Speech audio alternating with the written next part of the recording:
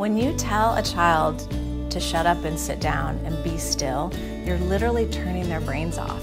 I think early childhood education matters because we're seeing the landscape of education and how children develop in a totally new light these days. We need to get to every table. If we're not asked to the table, we bring our folding chair and we're going to be there and we'll do it. I'm hopeful. I'm really hopeful that we can get this right.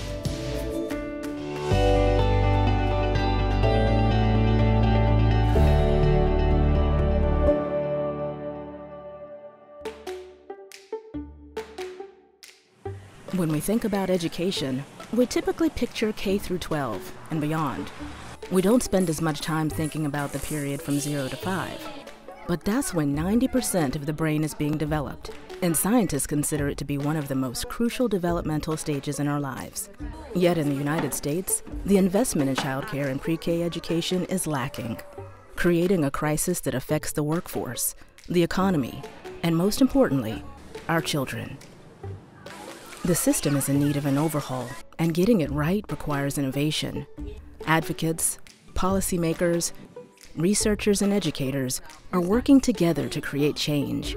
A new childcare system that embraces brain science, while also focusing on access, affordability, and quality. Washington, D.C. is at the forefront of this childcare renaissance, and it's starting in the classroom. During that first 1,000 days, I like to say that babies are sponges, toddlers are sponges. They're looking at what we do, what we say, how we do it, how we say it. And they are little recording devices because children will wind up saying what they hear and see around them. So being in a quality learning environment, being in a supportive and nurturing learning environment means that that child is going to also mirror that. The science isn't necessarily caught up, but the science doesn't need to be caught up. The science just needs to be integrated with the wisdom and the knowledge and the evidence of these other, authors and speakers and thought leaders. If you have leaders with vision, then you can do things, like we're doing them now, we could do better. It really matters who sits in the seat. So look here, It's that combination of leaders and innovators that will impact the future of childcare. By creating dynamic models that bring together all of the factors that impact children, from reading to wellness, to family and caregiver engagement. One way educators are molding the future is by integrating the power of the arts into the classroom. STEM, which has long been a cornerstone in early childhood education, has evolved into STEAM to include the arts. I think the arts are very important in early learning, even from infancy, that movement, that sensory, that touching different things, that exploration, moving your body, helping them learn through the arts is so critical at this early age. Right? Because I've been home on leave and was dropping him off every day. Dr. Jessica Phillips Silver puts music at the top of the list when it comes to innovation, science, and education. Because music, or the musical brain, is one of the places where an infant's learning begins, one of the many which are necessary for early brain development.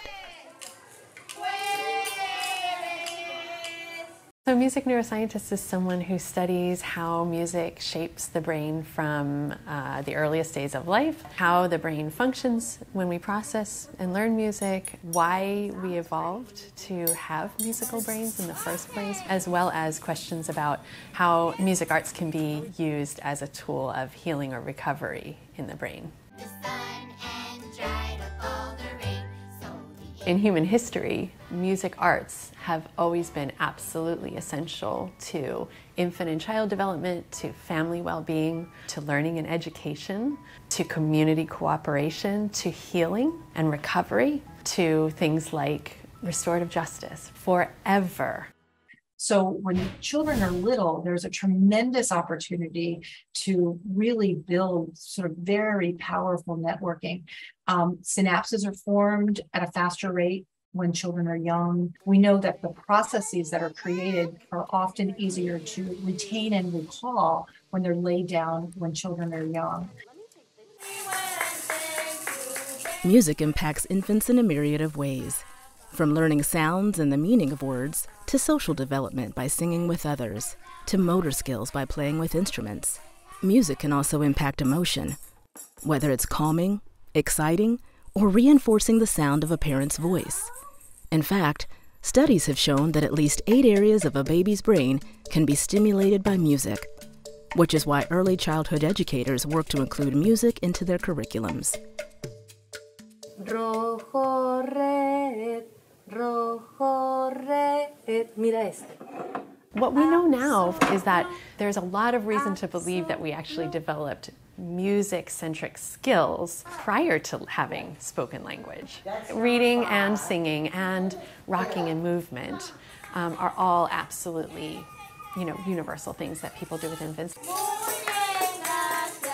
I think that, in fact, communities that have a strong tradition of music and arts culture and history and social identity tend to really preserve those traditions and tend to really bring them into the home and into the schools. You hear the beat? I know you got the soul. Washington, D.C. is one of those communities where the indigenous music emphasizes rhythm. Soul, beat, connection. Soul Beat Connection was born out of those musical roots. With my team, I wrote a show, and it has an original score that's inspired by go-go music.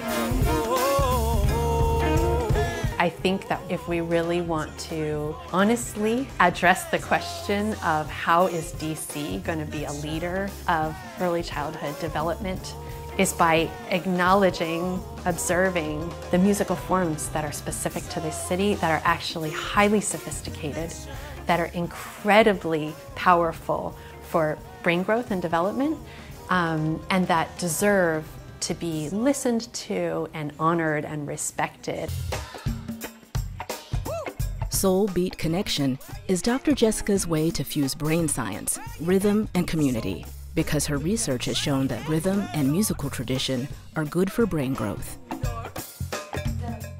Music and music art forms, and I include dance, they work brain regions and networks that are all developing these fundamental skills of learning and connection and cooperation that allow us to then thrive in whatever it is that we do. So I'm going to have you turn around and face the window, and I'm going to put this remote control on your back, arms up. This is the tool that's going to let me measure every time you bend your knees to the beat with me. When you look at a child grow, you can see their body, hunger to move in time to the beat, right? You can see them dancing even before they can crawl, right? You can see them singing, you can hear them singing even before they can talk. And it's because these musical features in the song and the music and the dance are actually directly driving the growth of their brains. Did you know that she was making future plans for you to find connection? Things as simple as inquiry and discovery, the arts and play, all are really sort of easy ways for children to be able to build that significant neuroplasticity that will really serve them across their life. It's time to move. Get up, come on in the groove. Rhythm is really essential to our brain development and our functioning in community and how we learn to cooperate and get along. If music and rhythm are a part of an infant's natural-born DNA, then Zumbini may be an innovative way to keep that part of a baby's brain developing all the way into adulthood. Zumbini uses movement to improve a variety of skills, cognitive, emotional, and social, and brings family and caretakers into the classroom. Zumbini also shows how classrooms of the future can use what comes naturally to kids. And that's learning through play. It's called purposeful play, where play is used to have a specific educational outcome. Zumbini is actually early childhood education. A lot of times we'll refer to it as early childhood education with a twist. In dance, we're singing, we're dancing, of course, we're playing with instruments, but the purpose really is to bond and have an enjoyable time with their caregiver. So they're moving, they're grooving, they're playing, but they're bonding and they're being educated all at the same time. There's all kinds of musical development that's happening. And yes, they have abundant neuroplasticity. So they really are learning while they're listening to everything, but they're having that bonding experience with their child. As Zumbini can be for infants as young as 6 weeks, the caregiver role is essential, and not just for support, but for connecting with a child. The caregiver is role modeling us. The child is role modeling the caregiver, which is why we tell the caregivers, you have to participate. So the kiddos, you'll see their eyes, they're watching their caregivers. One of my favorite facts that I ever learned is that we are born with the ability to find the beat of the music. If we don't use it, we lose it. Your brain is so elastic, you're taking so much in. So to have the opportunities, right, to have that social emotional learning, that cognitive piece, even just fine motor, gross motors, all these different domains of growth, to be really focused on these early years of development and growth, where we know that babies and infants and toddlers are taking so much in. I think the people that work specifically in 0 to 3 should really be applauded for the work that they do, because it's hard, but it also really involves the families, which I think is key, right? In order to grow and to develop and to have these children really thrive, it takes a good partnership. It all goes back to the abundant neuroplasticity that's available to them when they are 3 and under. There's so much learning that happens so incredibly rapidly that honestly, sometimes it's almost miraculous to watch. Continuing to incorporate movement, like Zumbini, into early childhood education curriculums is part of creating the classrooms of the future. But innovation doesn't just encompass the arts when it comes to early childhood education. Brain science has shown that everything from reading to healthcare, both physical and mental, to simply exploring the world around them, will impact brain development in a baby or toddler. Innovation can also work to create a system and classroom that answers so many of the pressing needs of underserved communities. It's going to take a shift in what's happening in the programs and the way they are managed. It's going to take a shift in the way Aussie utilizes the resources it has. And you know, you at the policy level, you can make a lot of things happen. But you have to be cognizant of what the outcome is that you want, and then how you work and bring people together. Government doesn't always see itself as pulling together collaborations. So that's why the advocates are having to work so hard to try to do it from the outside. Building the classroom of the future requires collaboration. It also requires innovation, pulling together all of the elements that are necessary for brain growth. Science, the arts, and also reading, because reading encourages a child to explore, to copy sounds, and to communicate. The importance of books is not new, but finding ways to get them into the hands of those that need them the most is constantly evolving.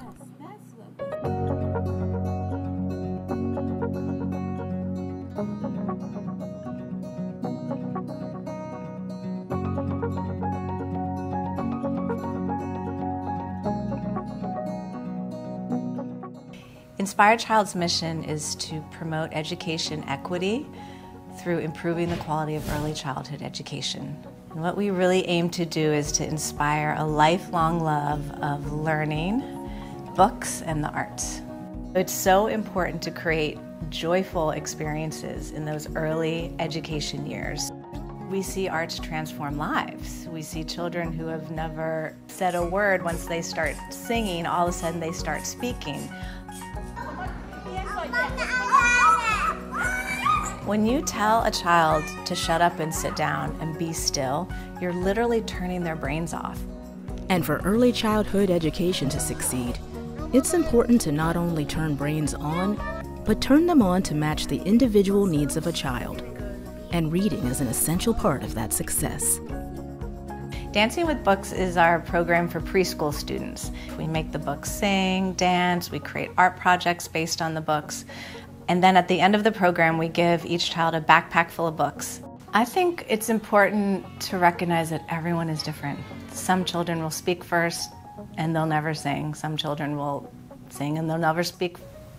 When you're using the arts, you're using all of the senses. You're using the whole body. You're using your brain, you're using your experiences. We want our children to develop that internal voice that tells them what's right and what's wrong. They need to know how to cooperate, how to collaborate. They need to feel good about themselves. They need to have empathy for others. That should really be the focus of early childhood curriculum. I want to reach every 0 to 3-year-old in Washington. And people ask often about national expansion. There's still so much work to do in DC. I wish we could get into every nook and cranny of the city. As essential as the idea of STEAM is, innovation isn't always about what is experienced in the classroom. It's also about reaching those families and children where they live. Many programs offer information online to support families looking for innovative programs. One of those organizations working to answer the needs of children is the National Black Child Development Institute.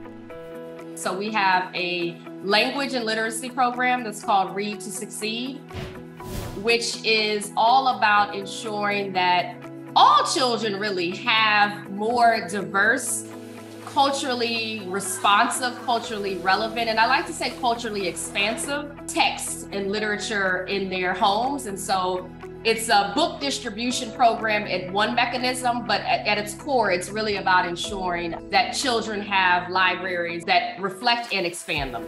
And then we have a health and wellness program that is called Good For Me, and it's all about supporting families in making healthy choices for their children and their families.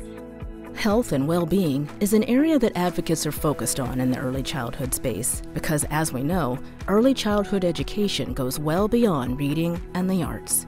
One of the models in DC that we've been supporting and actively working on is called Healthy Steps.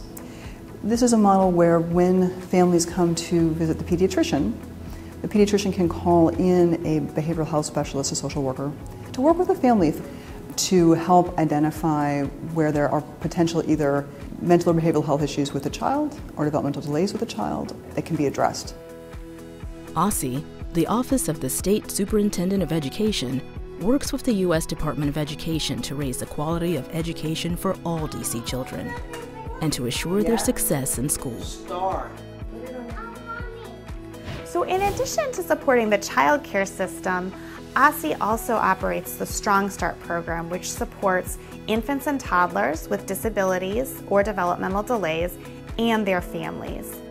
And so this program goes into families' homes, it goes into child care centers to work with the parents or work with the early childhood educators to help them understand not just when the interventionist is here, but every day when I'm feeding my child, when I'm playing with my child, when I take my child to the park, what are the things I can be doing to give my child the best possible chance of success? But experts and advocates know that DC can't do it alone. It will take local, state, and federal partnerships like Under 3 DC, whose goal is helping families with young children to thrive. Under 3 DC is a coalition of more than 40 organizations. It's a pretty broad-based coalition of folks, and the goal is to fully fund the Birth to 3 law. There's no one-size-fits-all when it comes to building future childcare models. But when innovation is in the title of your organization, innovation is central to your mission. Our mission is really to just pilot and test a variety of innovations in early childhood to support families and educators both in early learning settings and healthcare settings. We meet with the community and help them to become the architects of the solutions that they have within their communities. Finding solutions that lead to resilience and healthy outcomes is the goal. Making them last requires innovation. Well, we call them innovations because we don't want to make them a program. We really start with sustainability in mind so that it's sustainable by the community long term. And so that's really this innovation approach. Sometimes innovation in childcare can come where you least expect it, but in a fairly obvious way. Why not create a space where there's not only quality childcare, but also quality parent care, a place where children create community, and parents and caretakers are offered the same opportunity. This classroom is a room that we've set up to kind of guide the transition as they move out of the infant age group and into the toddler age group for us. It came about when I was in business school with my business partner, and he had just had a child, I had a child on the way, and I would say we were really looking at kind of what offerings were out there for early childhood education and kind of high quality education, but that also had a community approach to it. The founders of Two Birds had a clear vision And that was providing a place where community could grow, not just for children, but for parents and caretakers as well. At its core, we are an education business, and it's grown into this company where we talk about it as a 360 or all-inclusive family experience, where we have, the childcare and the education during the week. We take care of your kids during the week. We take care of you. We give you professional office space, a chance to work on site if you want to be close to your child, and then also weekend programming. So it's kind of a one-stop shop for families with young children. Two Birds also answered a need for Kelsey and her growing family.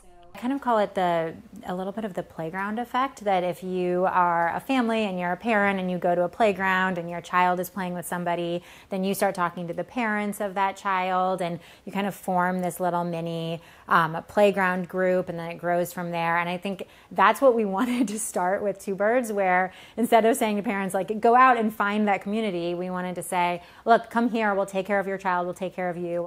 So this is our nursing lounge where parents can nurse on site if they've got an infant who's still nursing. And then we also have over here a pump room.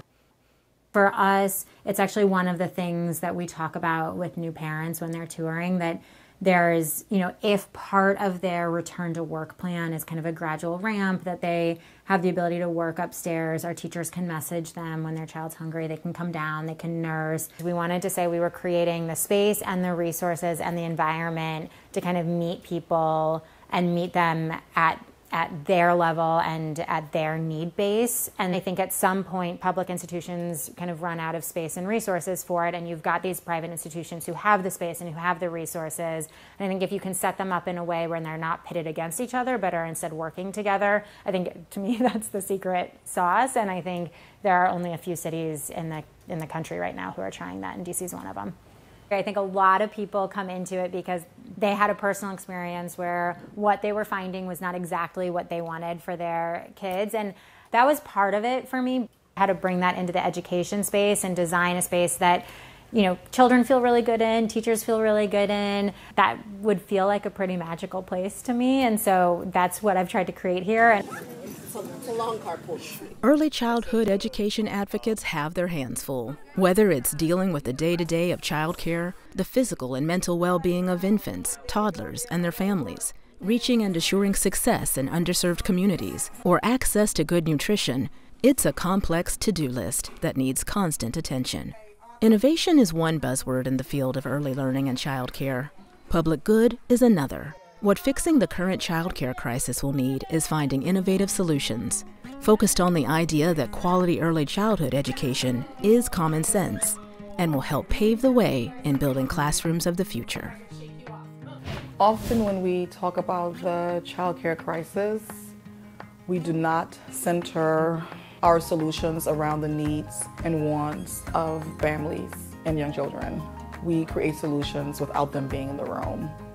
To answer those needs, the Bainum Family Foundation created the We Vision Early Education Project.